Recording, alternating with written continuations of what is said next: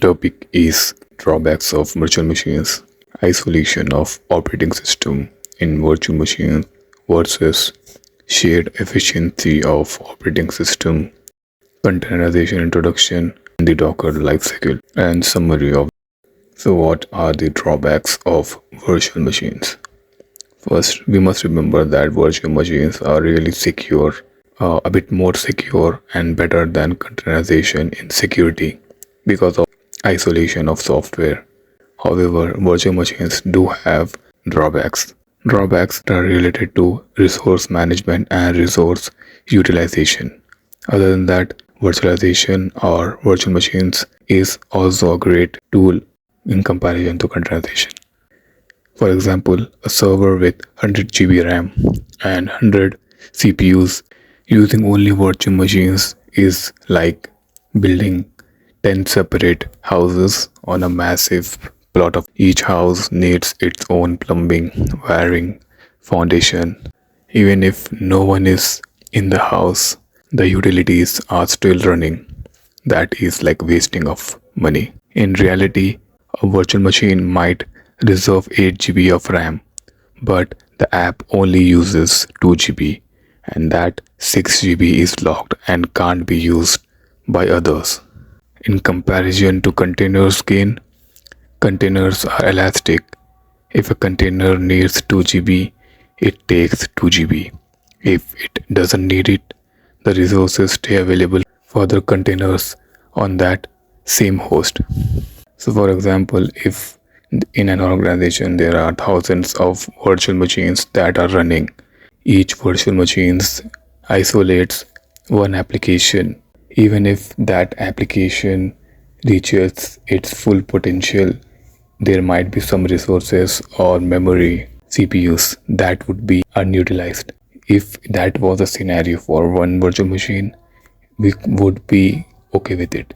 However, if an organization has multiple or thousands of virtual machines, then there is a lot of loss of resources as well as money. However, in containerization, one virtual machine can have multiple application in it as a form of containers. So we manage to save a lot of resources. What is isolation versus shared efficiency? The operating system OS is the dividing line.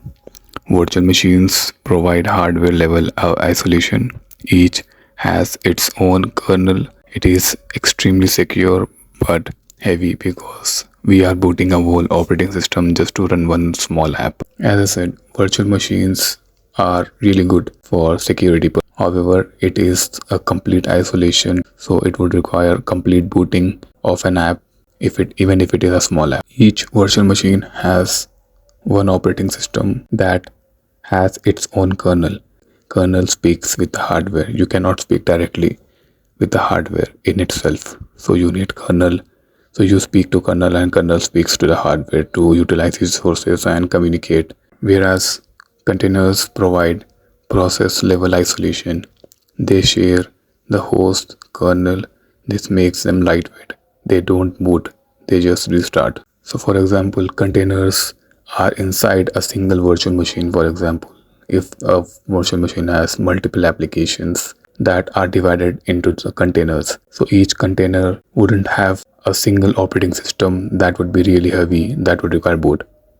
Each container would have a lightweight image that shares host's kernel, that is virtual machine's kernel. So it shares the resources from the host or virtual machine operating system. If it is Linux, it shares resources from it. Image of a Docker or container has libraries that are really lightweight in comparison to the virtual machines that require complete boot for a single app. In short, containers don't boot, they just start. Containerization and the Docker lifecycle. Containerization revolutionizes resource management by moving away from hardware virtualization, virtual machines, towards operating system level virtualization. Instead of over provisioning massive underutilized virtual machines, which leads to significant financial waste in large-scale environments. Organizations use containers to achieve high density. This allows them to run significantly more applications on the same physical hardware with minimal overhead. Containers are lightweight. Each container doesn't require another hardware or a single operating system to run it.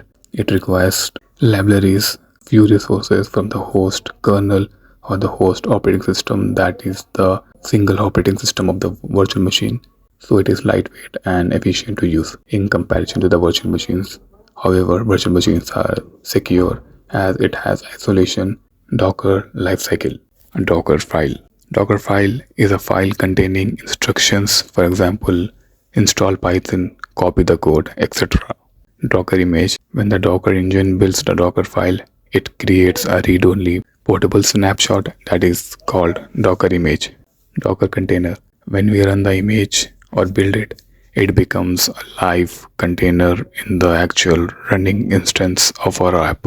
In short, we create a Docker file with instructions of our application, and Docker engine builds that Docker file into a Docker image. And when we run it, it becomes a live container that is actually running instance of the application. So the summary, while containerization is more efficient, virtual machines still have a slight edge in security isolation. Since virtual machines have their own dedicated virtual hardware, it is much harder for a hacker to jump from one virtual machine to another. Whereas in containerization, because they share the same operating system, that is, the same kernel, the walls between them are slightly thinner, though still very strong.